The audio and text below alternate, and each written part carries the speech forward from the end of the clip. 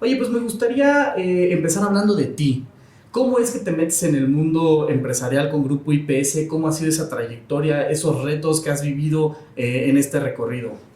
Este podcast es presentado por Coin SRC, abogados laborales, con más de 30 años de experiencia resolviendo conflictos con iniciativa privada, empresas paraestatales, contratos colectivos, seguridad social, derecho individual y colectivos. Contáctalos en coinsrcabogados.com. Gracias por escucharnos en una conversación más de Neuron Business Talks, en donde cada semana les traemos las opiniones más destacadas de aquellos líderes que están trazando la forma en la que hacemos negocios en este país. Pues hoy vamos a tener una gran conversación con un gran líder de opinión, con una persona muy dedicada al desarrollo económico de los empresarios en México. Estamos con Armando Zúñiga, presidente de la Coparmex Ciudad de México y de Grupo IPS. Armando, pues muchas gracias por este espacio. ¿Qué tal? ¿Cómo estás? Muy bien, muchas gracias. Al contrario, agradezco mucho la invitación. Excelente, Armando. Oye, pues me gustaría empezar hablando de ti. ¿Cómo es que te metes en el mundo empresarial con Grupo IPS? ¿Cómo ha sido esa trayectoria, esos retos que has vivido en este recorrido? Bueno, pues fíjate que fue hace más de 30 años. La verdad es que yo me hice empresario de la nada y de repente soy muy trillado, pero yo sí me hice empresario gracias a una crisis, la crisis del principio de los 90, que no tuve otra más que ir a trabajar en una empresa de seguridad privada. Y bueno, pues yo nunca había trabajado en eso, la verdad es que sí fue mi última opción. Y bueno, pues me gustó, vi muchas oportunidades como de capacitar, de dignificar, en fin, y bueno, eso me hizo que poco después pues iniciara una empresa, pero bueno, la iniciamos de cero recursos, y empezamos poco a poco y ahí es una gran historia.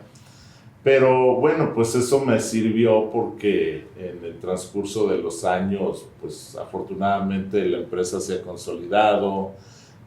Hoy damos empleos a más de 8,000 familias, estamos en 3 países y eso me hace falta, más bien me gusta ser agradecido y por lo mismo el hacerte empresario como de la nada y todo.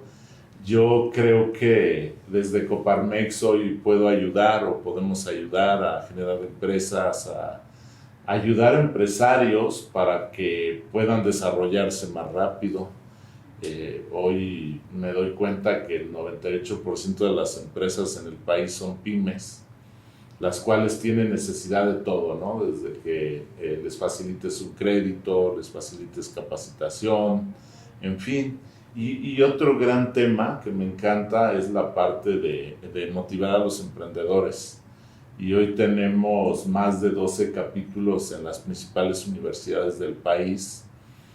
Y ahí hay una gran oportunidad de motivar a los estudiantes a que sean emprendedores, a que salgan empresas de los proyectos que llevas en las universidades, que hoy hay muchos proyectos, sobre todo de tecnología, que tienen mucho potencial.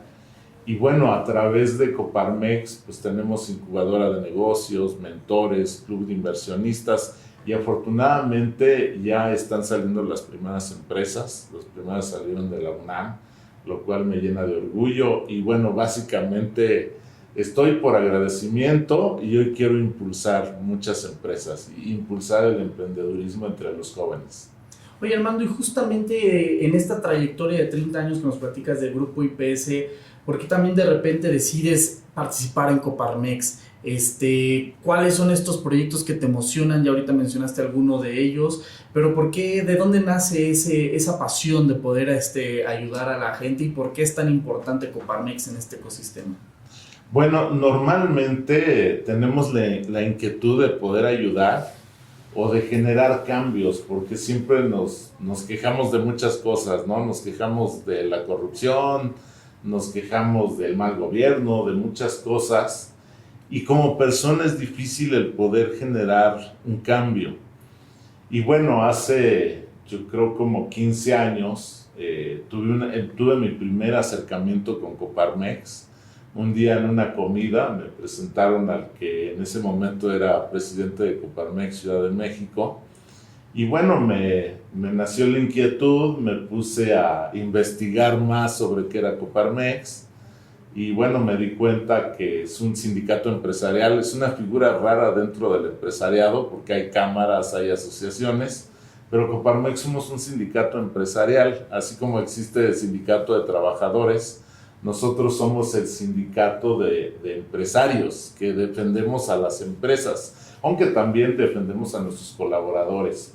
Pero bueno, de principio somos un sindicato empresarial. Entonces todo esto me llamó la atención, empecé a participar, me asocié a raíz de que conocí a Fernando Oscar, en ese momento presidente de Coparmex Ciudad de México, me invitó a ser socio y bueno, empiezo a investigar sobre lo que hacía Coparmex. Me invitan a la Comisión de Seguridad, que en ese momento no había nadie en la Comisión de Seguridad, entonces empiezo a conocer mucha gente y me doy cuenta la gran plataforma que es Coparmex.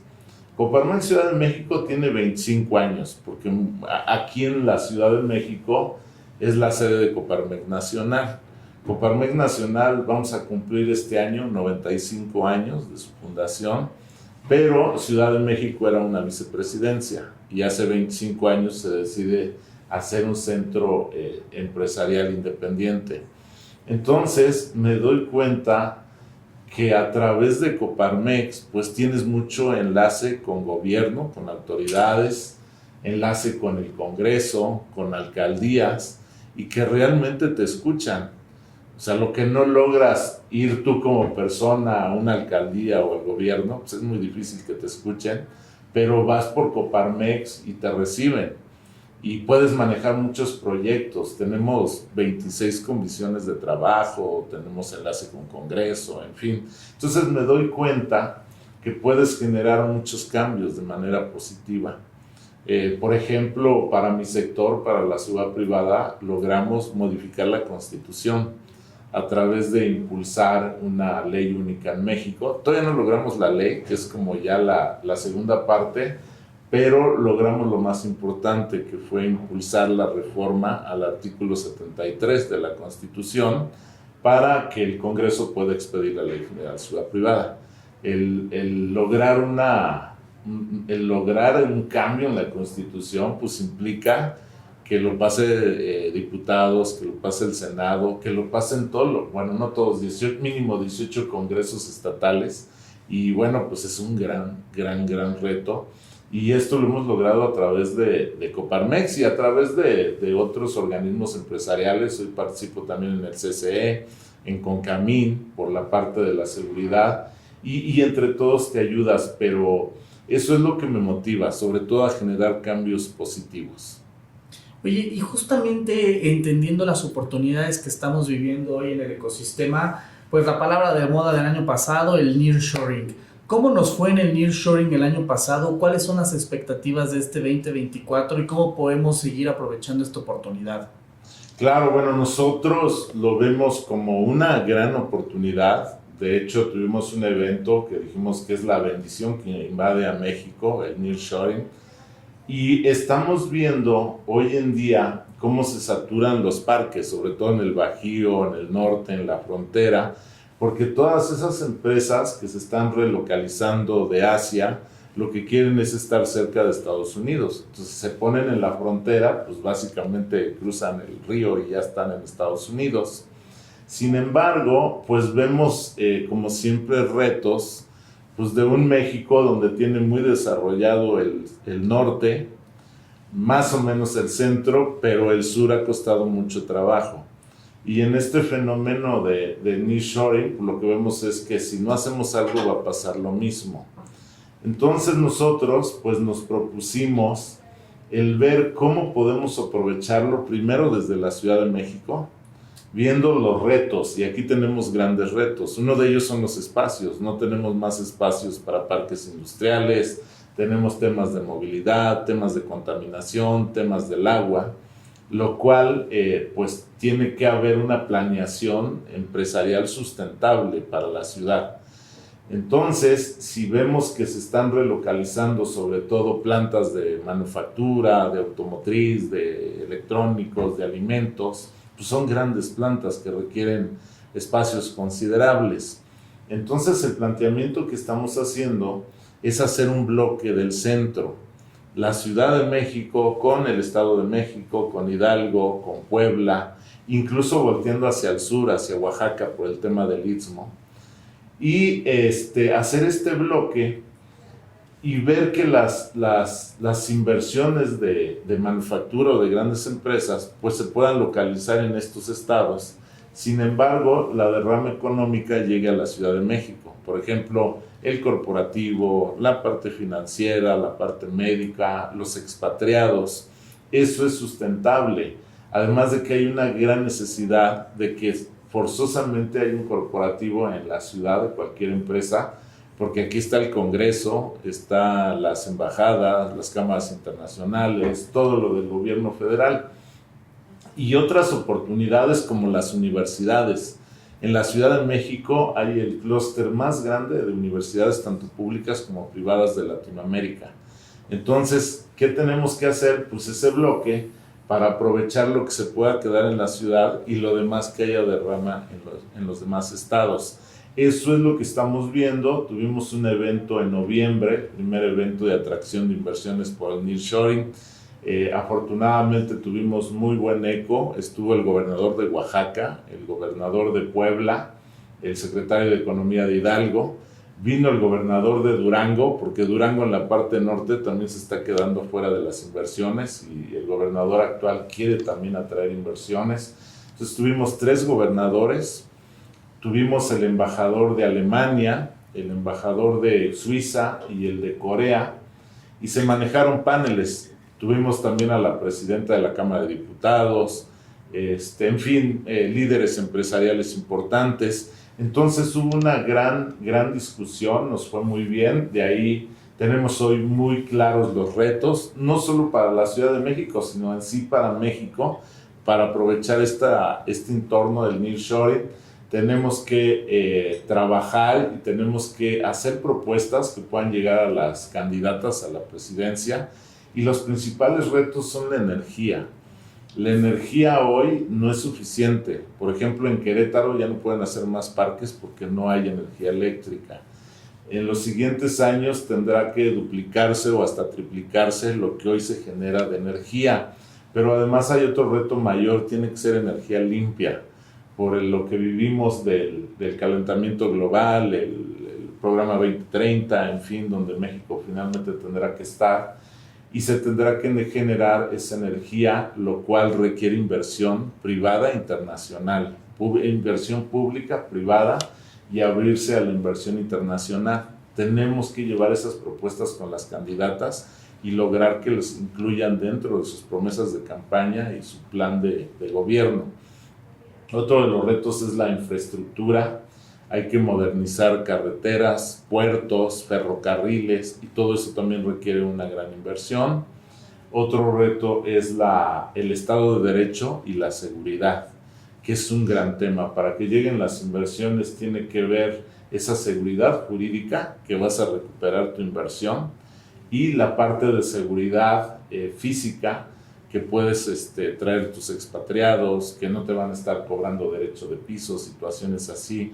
La extorsión es un gran problema hoy en la mayoría del país. También ahí estamos impulsando una ley desde el sector empresarial, una ley contra la extorsión, pero ahí también es un gran reto.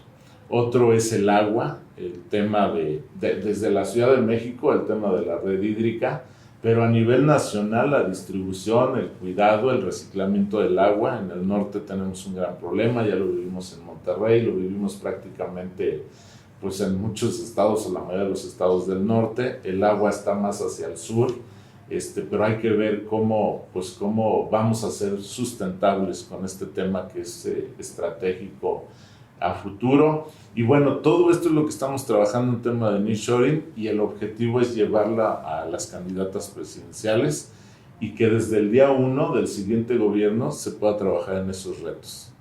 Y nos habla sobre iniciativas muy importantes para el desarrollo, nos platicas un poquito de lo que se está viviendo en el tema del nearshoring, pero ¿cómo le hacemos también para abordar uno de los retos que tenemos a nivel país, a nivel región, que es el de la desigualdad. Si bien están llegando importantes inversiones, ¿por qué de repente nos cuesta tanto trabajo sacar a la gente que tenemos en la pobreza pese a tantas inversiones e intenciones de inversión que hay en el país? Totalmente, yo creo que tiene que cambiar la filosofía empresarial y hoy desde Coparmex tenemos el modelo de desarrollo inclusivo.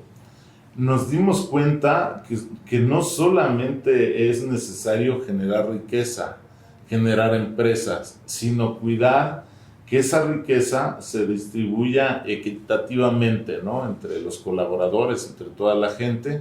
Entonces, el modelo de desarrollo inclusivo que hoy promueve Coparmex a nivel nacional es poner a la persona al centro, su dignidad al centro, y cuidar que toda esa riqueza que se genera pues sea distribuida de forma justa.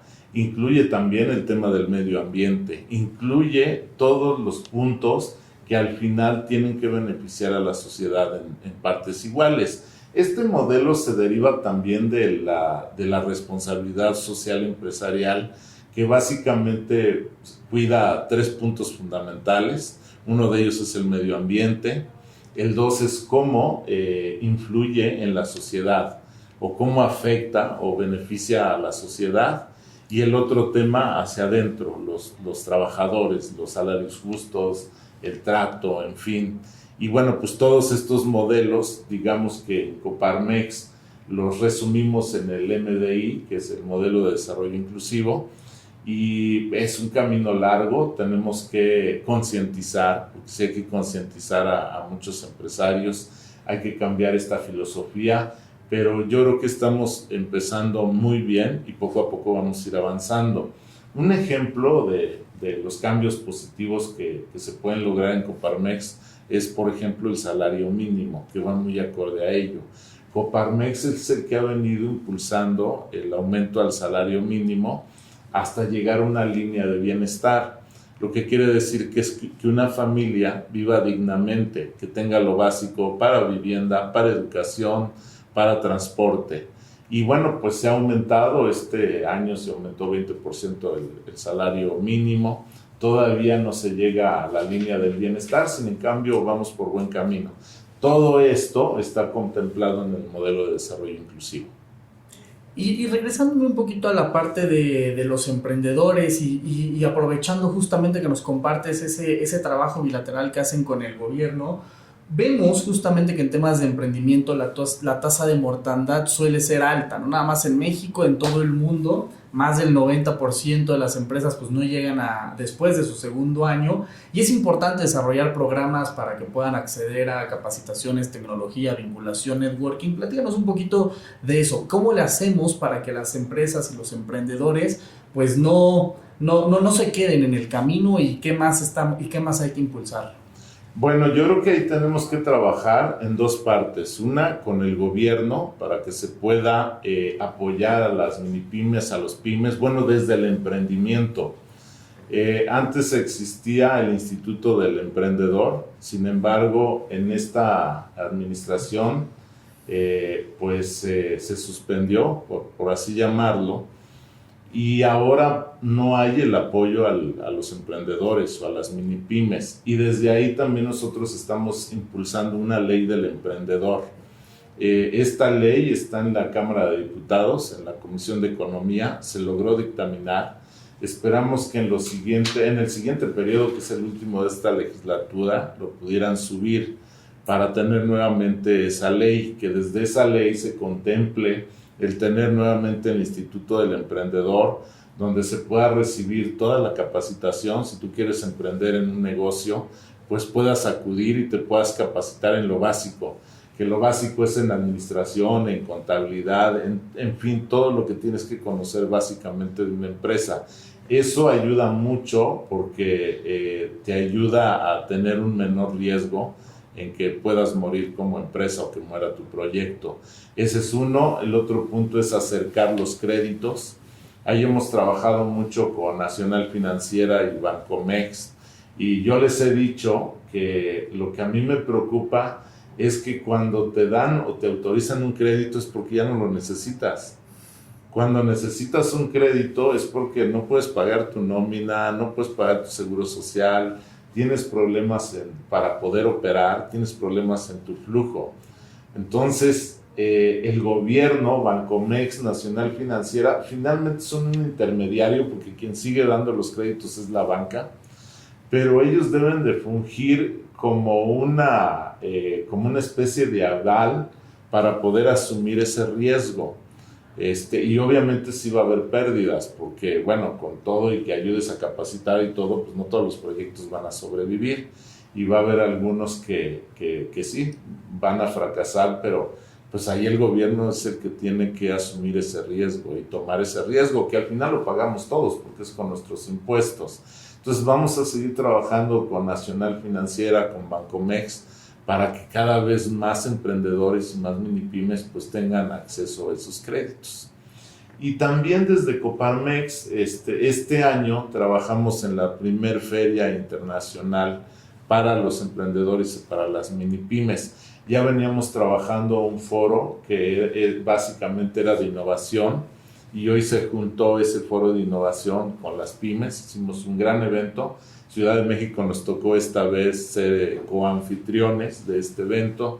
Lo hicimos lo hicimos en Santa Fe, en el centro Santa Fe, y acudieron alrededor de 10,000 emprendedores. Invitamos a las universidades, llevamos a muchos universitarios que tienen esta inquietud de emprender, fueron pymes, tuvimos exposición, tuvimos, no sé, yo creo que fueron más de 100 conferencias de todo lo relacionado con las minipymes y emprender. Entonces yo creo que en el futuro tenemos que seguir apoyando desde el sector empresarial lo que esté a nuestro alcance, con conferencias, con organizando este tipo de foros. En este año se va a repetir nuevamente la FIE, le llamamos. Y bueno, pues ahí vamos a ir generando ecosistemas. También les pedimos a nuestros socios, grandes empresas, pues que ayuden a las pymes, que en su cadena de proveeduría pues puedan incluir estas mini pymes y pymes para que esos ecosistemas pues beneficien en sí a todas las empresas. Y esa es una gran oportunidad que tenemos en Coparmex, porque al tener esta figura de sindicato empresarial, podemos afiliar a minis, a pymes, a medianas, a grandes y de todos los sectores. Y bueno, pues eso en la pandemia ayudó mucho para salvar empresas, pero ahora lo que vamos a buscar es que realmente pues ayuden al desarrollo y cada vez tengamos más impulso de las empresas. Oye, y justamente retomando este último punto que mencionas sobre conectar a las pymes con las grandes empresas internacionales, también aprovechando el fenómeno del nearshoring, bueno, México históricamente se ha destacado por ser un líder en manufactura. Eso es algo muy importante y a su vez vemos también que el mundo se está digitalizando. ¿Cómo le hacemos también para que México pueda levantar la mano y ser un hub de tecnología, hacer tecnología en México de clase mundial, aprovechar estos más de 100,000 ingenieros que se gradúan cada año? México es de los top 10 países con más ingenieros. ¿Cómo le hacemos para no nada más quedarnos como un líder de manufactura, sino también para promover a nuestros tecnólogos? Bueno, algo que nosotros detectamos fue la falta de acercamiento de los empresarios con las universidades.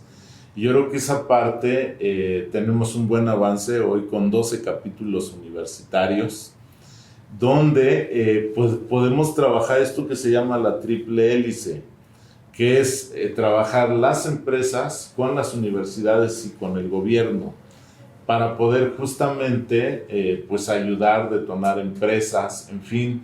Yo creo que tenemos que seguir por ese camino y sobre todo aprovechar lo que hoy tenemos. Por ejemplo, en el Instituto Politécnico Nacional hoy tenemos robótica, inteligencia artificial, Big Data, todas estas carreras que ayudan a digitalizar empresas, que ayudan a automatizar procesos, porque hoy también tenemos un grave problema ya de falta de mano de obra, sobre todo en la parte de operaciones.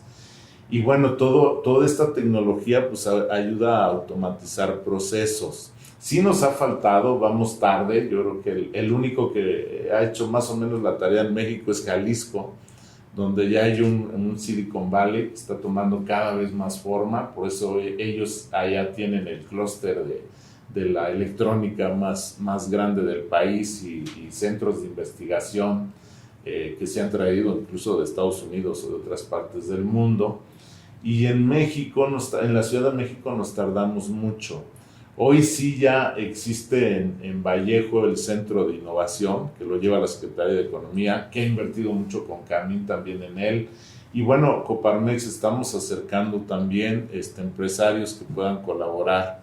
Pero tenemos que unirnos, las universidades, el gobierno y nosotros como empresarios, y detonar que esto ya existe, aunque vayamos tarde, pero sí es importante desarrollar también en la Ciudad de México, en Silicon Valley.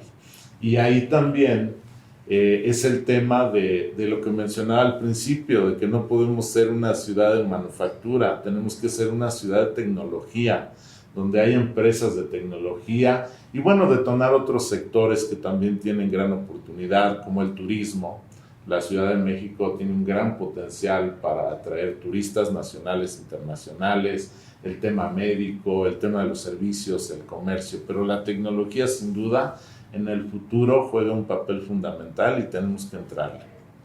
Y ya un poquito para ir terminando, Armando, pues bueno, en este año va a haber mucho movimiento político en México, en Estados Unidos. ¿Cuáles serían esas recomendaciones y cómo va a buscar Coparmex trabajar con estas nuevas administraciones, pues para poder hacer lo que nos platicas realidad, ¿no? Todas estas iniciativas, poder lograr todo lo que nos platicas. ¿Qué es lo que van a estar buscando hacer y cuáles serían las recomendaciones para las nuevas administraciones? Bueno, tener mucho diálogo con las diferentes fuerzas políticas. Algo que también me encanta en Coparmex es que somos apartidistas. Y mi presidente nacional, Pepe Medina Mora, dice que somos altamente políticos, pero apartidistas. Y el altamente político, pues es que vemos la política como una oportunidad de generación de cambio positivo. Pero tenemos diálogo con todos los colores. Y bueno, pues en este proceso que ya vienen las campañas, tenemos que generar nosotros propuestas que nos puedan comprar, que ya lo había mencionado, por ejemplo el tema de nearshoring, pero tiene que ser el tema también de seguridad y Estado de Derecho, que es muy importante. En seguridad es una gran oportunidad la que tiene hoy nuestro país, el tema del agua, en fin, tenemos que ir generando esas propuestas, hacerlas llegar a las candidatas o los candidatos, y bueno, pues lograr que se puedan incluir ya que lleguen desde el día 1, pues para poder aprovechar este entorno internacional que ya platicamos. Y bueno, pues siempre en Coparmex tenemos la apertura para tener ese diálogo. Decimos lo que está bien, pero también señalamos lo que está mal, pero siempre buscamos tener esa interacción. Nunca cerramos la puerta a ese diálogo. Mis maestros en Coparmex me han dicho que esta es como una liga, hay que estirarla, pero nunca dejar que se te rompa, porque si se te rompe, se acaba el diálogo y todos salimos perdiendo, ¿no? Si no hay diálogo con las fuerzas políticas. Entonces, pues vamos a generar muchas propuestas, vamos a tener encuentros. A nosotros nos toca hacer debates y encuentros con la Ciudad de México, con alcaldías, con las candidatas a jefe de gobierno, en fin, pero vamos a ver que salgan muchas propuestas, sobre todo propuestas positivas que beneficien a nuestra ciudad y también cuidar la paz. Comentábamos los temas de inseguridad, esperamos que en estas elecciones pues evitemos o se evite que se inmiscuya el crimen organizado, como tristemente ha sucedido ya en otros lugares, y que podamos tener estas elecciones en paz. Va a ser una gran fiesta democrática. Hemos estado trabajando también nosotros en lo que nos corresponde como sociedad. Hicimos ahí un programa para promover el renovar las credenciales de elector, lo cual nos dio mucho gusto porque estos últimos días creo que se renovaron alrededor de 300,000 trámites. Estaban las filas enormes en todas las oficinas del INE y del instituto local, y eso nos da mucho gusto porque ahí hicimos un llamado a los jóvenes, a los que no tenían su credencial o a los que la tenían vencida, a los que no la tienen vigente, que fueran a renovarla, y hubo una gran respuesta. Ahora el otro tema que nos va a tocar es promover el voto. O sea, no solamente que tengas tu credencial para que hagas un trámite, sino para que ejerzas tu derecho al voto en las siguientes elecciones. Tenemos un concurso de videos con los jóvenes, el reto que nos estamos poniendo son los jóvenes, y desde las universidades convencerlos por sus redes, tratar de hablar en su lenguaje para invitarlos a que ejerzan su derecho al voto, este deber cívico que todos tenemos que tener. Y también vamos a trabajar en la parte de observadores electorales. En las elecciones pasadas para alcaldes logramos casi 100 observadores electorales de Coparmex Ciudad de México. Hoy nos vamos a proponer que seamos por lo menos 500 observadores electorales. Y bueno, pues es una forma de participar en estas elecciones, es una forma de cuidar el proceso democrático. Y bueno, pues esperamos que se haga en paz, que se haga de manera positiva y que todas estas propuestas lleguen a buen término para tener una mejor ciudad y un mejor país. Armando, pues muchas gracias por estos mensajes tan importantes que pones sobre la mesa. Definitivamente tendencias, retos que hay que tener en el radar. No sé si de tu lado traigas alguna conclusión, algún mensaje final que quieras compartirnos. No, bueno, agradecerles el poder externar todo lo que hacemos desde Coparmex y bueno, pues aprovechar también para invitar esto último que planteé acerca de la participación de los jóvenes, la participación de todos en estas elecciones y que pues venzamos al abstencionismo famoso y que todos participemos y que esto es una verdadera fiesta democrática. Muchísimas gracias, Armando, por esos importantes mensajes que pones sobre la mesa, por recibirnos y por regalarnos este momento para platicar contigo. Al contrario, muy agradecido y saludo a tu auditorio.